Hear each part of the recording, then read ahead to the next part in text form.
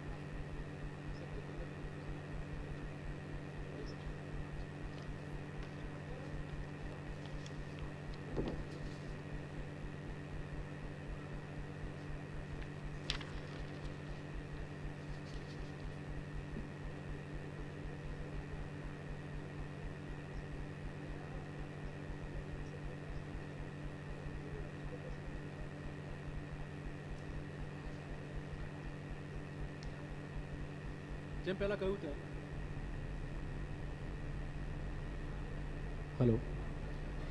પહેલા કહ્યું તેમ ગુજરાતી લોકો એ ખૂબ પ્રભાવ પાડતા હોય છે દરેક ક્ષેત્રમાં. જ્યાં પણ જાય ત્યાં પોતાનું નામ રોશન કરતા હોય છે અને ગુજરાતનો ડંકો પણ ચોક્કસ વગાડતા હોય છે. એક પણ ક્ષેત્ર બાકી નથી કે જ્યાં આજે ગુજરાતી પહોંચી ન શક્યો હોય અને સફળતાના સોપાન સર ન કરી શક્યો હોય. ત્યારે વિષય એ વાતનો છે કે ગ્લોબલી એટલે કે દુનિયાભરમાં ગુજરાતીઓનો પ્રભાવ કેટલો પડી રહ્યો છે, ગુજરાતીઓ શું શું કરી શક્યા છે અને શું શું કરી શકવાની ક્ષમતા ધરાવી રહ્યા છે. આજે આપણે એ જ મુદ્દે આ પેનલ સાથે વાતચીત કરવાની છે. સાથે જોડાશે મારા ગ્રુપના ફાઉન્ડર એવા આશીષભાઈ ઠક્કર આપણી સાથે છે. આ સાથે યુકેમાં હાઉસ ઓફ લોર્ડ્સના લેબર પાર્ટીના સભ્ય લોર્ડ પીખુ પારેખ આપણી સાથે છે અને ઓસ્ટ્રેલિયન સાયન્ટિસ્ટ ડૉક્ટર ધાર્મિકા મિસ્ત્રી આપણી સાથે છે. આપ તમામનું સ્વાગત છે અને આ ચર્ચામાં સહયોગ આપશે મારા સહયોગી અને ખૂબ જાણીતા પત્રકાર એવા અજયભાઈ ઉમટ. તો આપણી તાળીઓ સાથે આ સેશનની શરૂઆત કરીએ. સૌથી પહેલાં ભીખુભાઈ આપને પૂછવાનું કે ખૂબ પીડ આપનો અનુભવ પણ છે, આપની ઉંમર પણ છે, ત્યારે એક ગુજરાતી તરીકે ત્યાં બેઠા બેઠા ગુજરાત કેવું લાગે છે અને કેટલું ઇન્ફ્લુઅન્સ હોઈ શકે છે ગુજરાતીઓનું જે તે ક્ષેત્રમાં? ત્યાં માઇક છે તમારું. તમારો સવાલ ગુજરાતીઓ પ્રત્યે મર્યાદિત છે? બિલકુલ નહીં. ભીખુભાઈ આપણે તો ગ્લોબલ ગુજરાતી છીએ. સોરી, ગ્લોબલ ગુજરાત છે એટલે ગુજરાતીઓ પૂરતું મર્યાદિત નથી. અને સવારે જ વાત થઈ ને કે જ્યાં જ્યાં વસે ગુજરાતી ત્યાં સદાકાળ ગુજરાત, અને એ તે કેવો ગુજરાતી જે હો કેવડ ગુજરાતી એટલે વિશ્વમાં નામ. I am going to talk. Can you hear me now? I am going to talk about the Indian diaspora. Okay. And the question, we have had some discussions in the morning. I think one or two were mistaken in their facts. Others are different, and what I thought I would do is to give you a sketch of what has happened to our people during the last 140 years that we have been traveling. Indians were taken as indentured laborers throughout the 18th century, but certainly until 1836 when that was stopped. After that, slavery was abolished. For all these reasons, we needed an extra pool of labor. And they found that not in the Japanese. They recruited Japanese, but they suffered from beriberi. They tried Portuguese, and they finally settled on Indians. And this is very striking historically. What did they think of us? In order for a group to say these guys can come as indentured laborers, which means 5-year contract, they come, we give them land, they can till it, and then at the end of 5 years, either they go back or they stay on. What did they think of us? To be worthy of being indentured laborers. But anyway, as a result of that kind of movement, then movement to the States, Kuwait and all those places, we are about 25 million people all over the world. We are in, can you hear me? Yeah, થોડુંક નજીક. We are 25 million people roughly. We are settled in 28 countries. We are settled about 44 countries, but mainly in 28. In no country are we in a majority except one, which is Mauritius. And in different countries, we have followed different histories, different patterns. Some years ago, I was invited to address a conference on the Indian diaspora, which was chaired by Atal Bihari Vajpayee. And I thought, I'll write it all out. So I wrote out my speech, and I was reading it just before coming here. And I was struck by the fact that, which I mentioned in that lecture, that Indians settled in 44 countries, significantly in 23. What was their history like? Where did they come from? What gods and goddesses did they take? What gods and goddesses did they drop? What is the area of life to which an immigrant always wants to cling? Look at yourself and look at myself.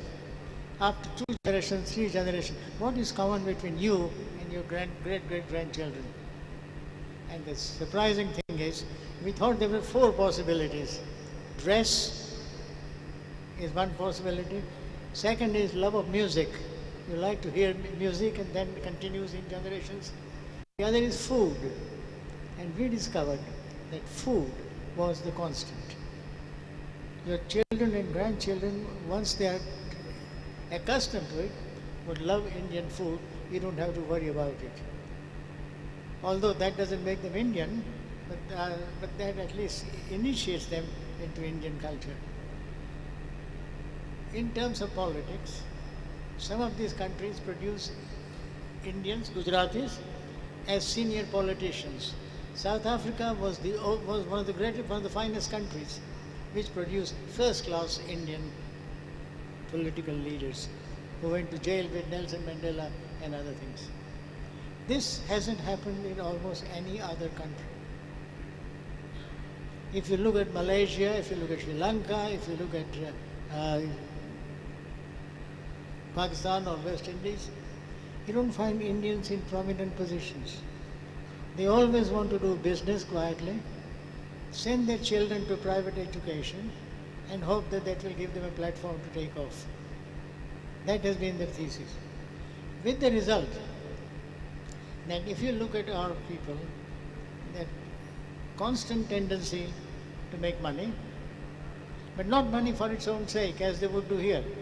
Money in order to pass it on to the children, and then give them as a starter.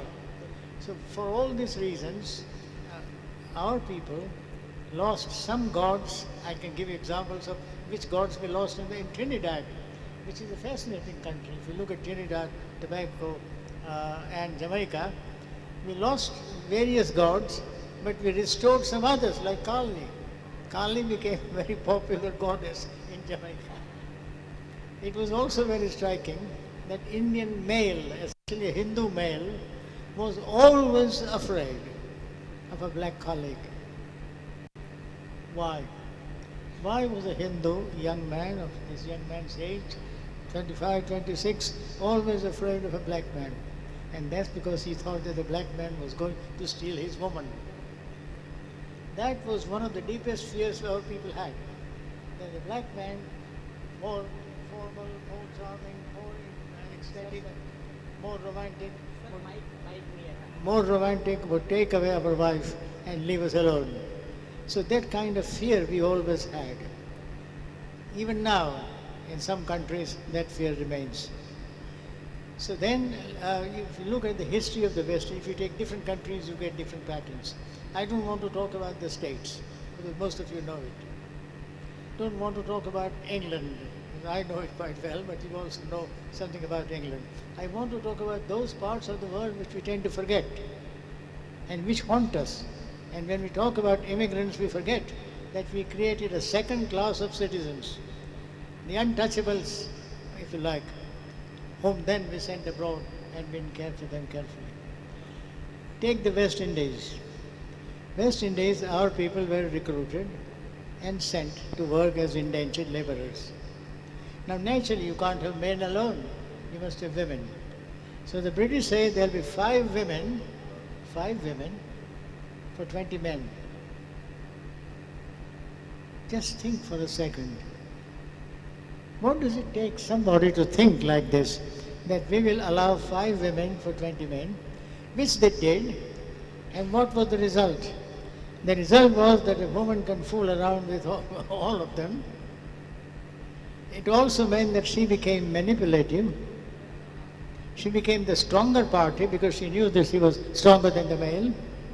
The result of that was the entire family values got topsy-turvy in the West Indies. Not the values of India, where wife can be, the husband is patriarch, the wife obeys and all that kind of thing. In the West Indies, the total transformation and family values became quite different to what we think now. With the result that in 1870 and 1880, the government of the West Indies began to worry about the decline of the family. So brought in strict rules. If a woman was found fooling around, she is in jail. If a man was doing this kind of thing, he is in jail. Strict rules, with the result that since 1940-50, this value structure has changed. And if you have a West Indian friend, and if you talk to him, you will get the feeling of what I am saying. So that's broadly about what happened to the West Indies. South Africa, the story was quite different. It's the only part of the world where we were politically active, like Yadu and Mahatma Gandhi and others. Jamaica, again, we were active. In Malaysia, we were active. But in other countries, we simply remained passive. What was the consequence of that? And that is beautifully put by a man called Mohandas Gandhi.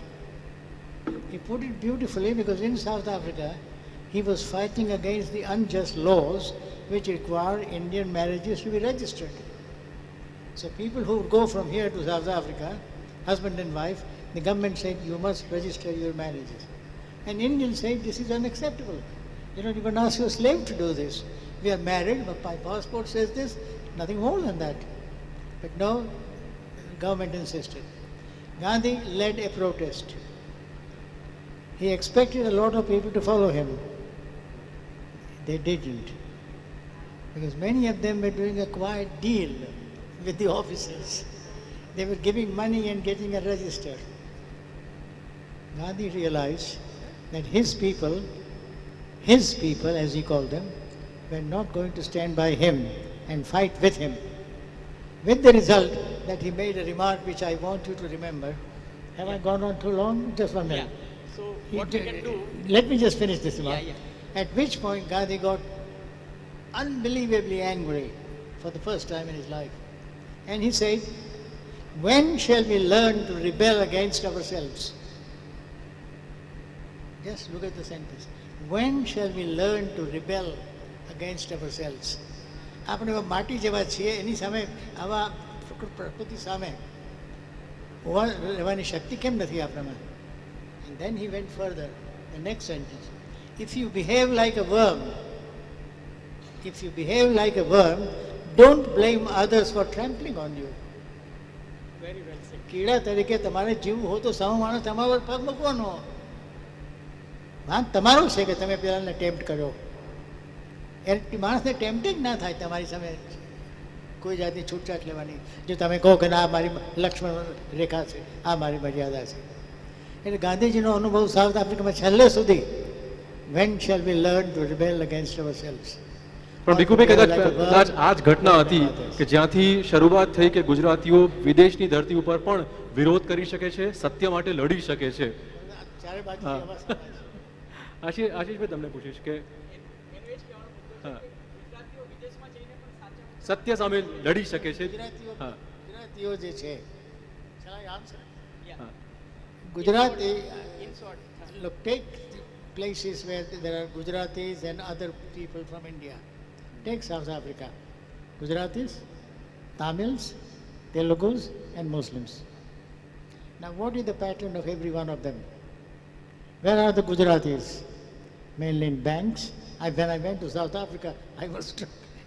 In every bank you go to are our people. Business, trade.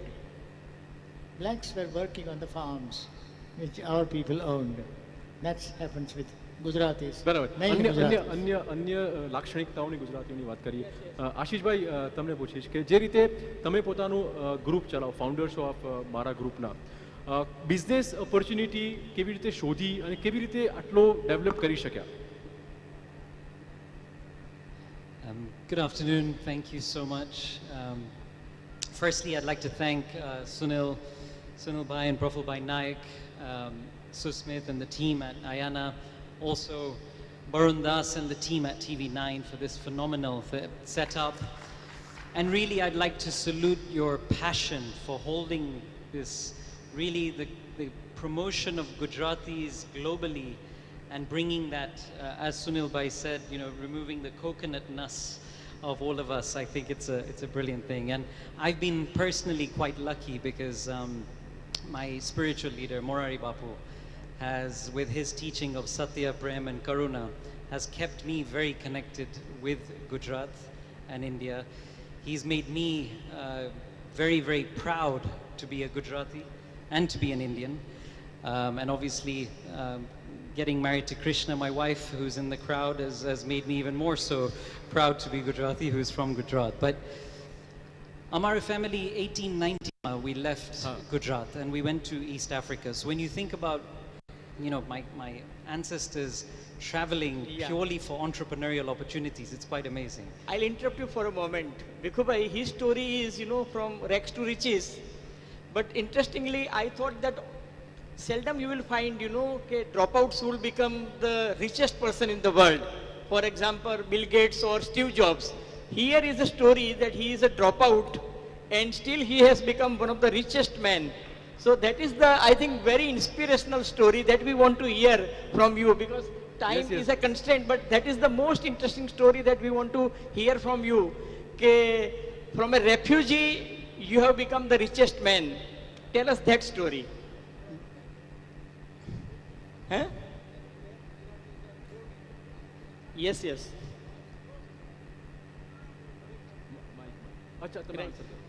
Sure. So basically, my family went through the 1972 Idi Amin saga in Uganda and got wiped out, moved to England, started again. And then in 1993, we moved to Rwanda.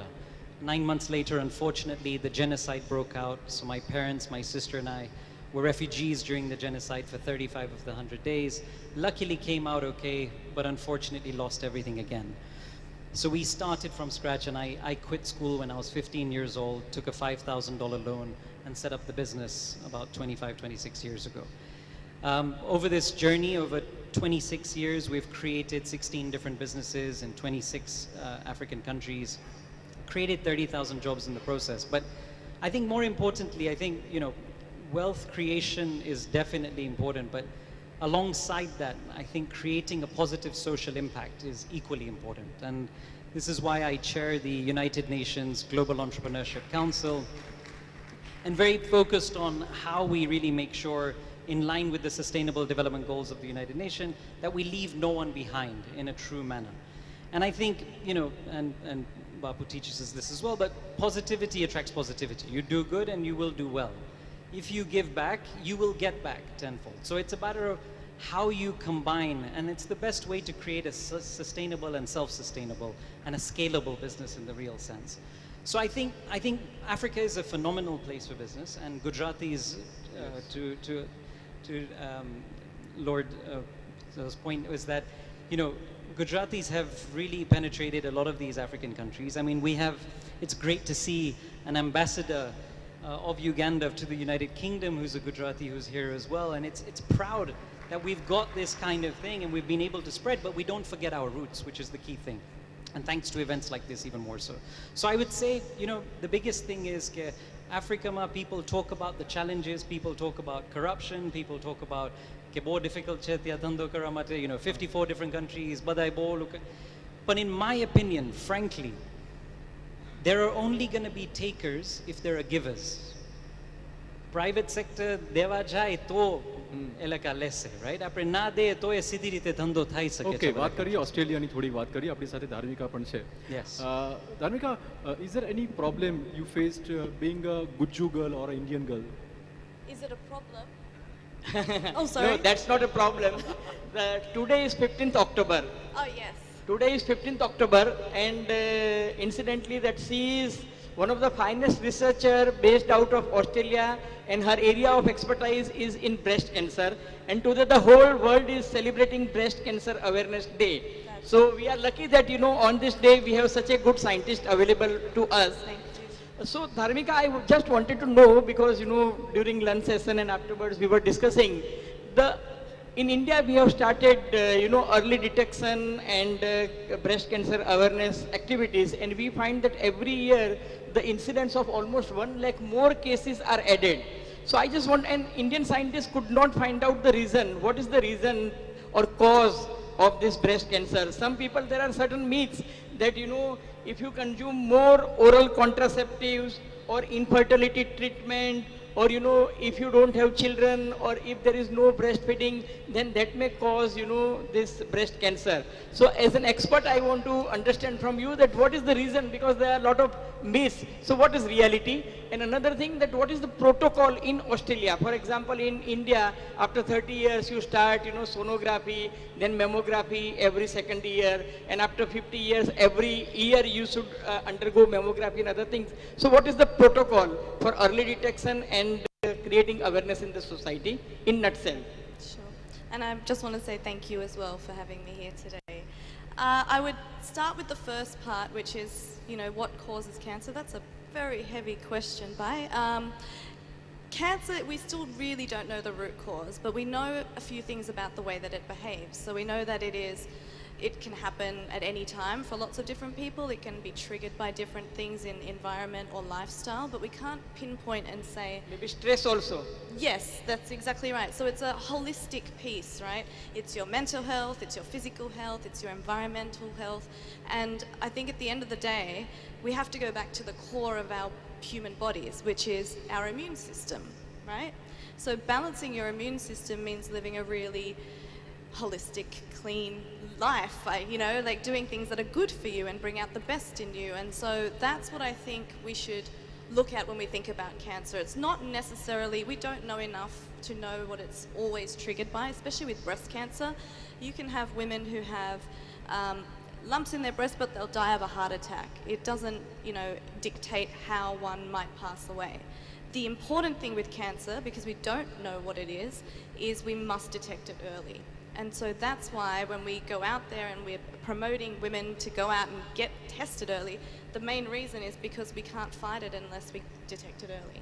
And so there are lots of reasons why that doesn't happen in different cultures, but also in Australia, we start testing women from the age of 40 with the current gold, what they call the gold standard, which is mammography.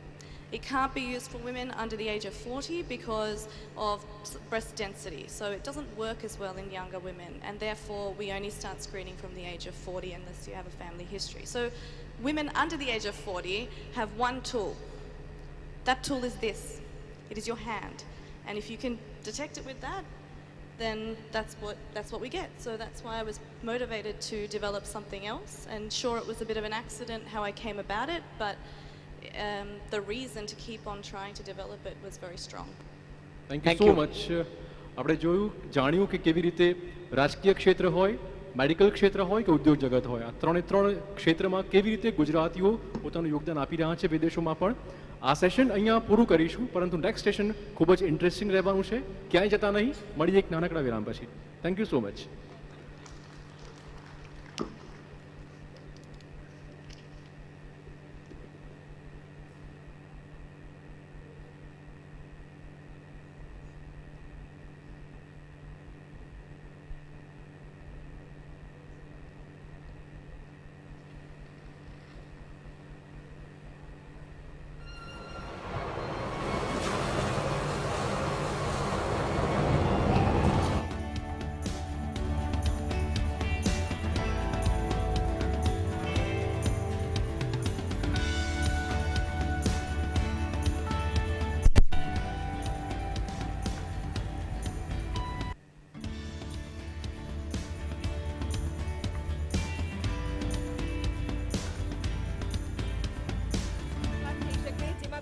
વાત છે, ગુજરાતીઓની વાત છે, ગુજરાતીઓને સન્માનવાની વાત છે અને વધુ કેટલાક ગ્લોબલ ગુજરાતીઓને સન્માનવાનો આ મોકો છે.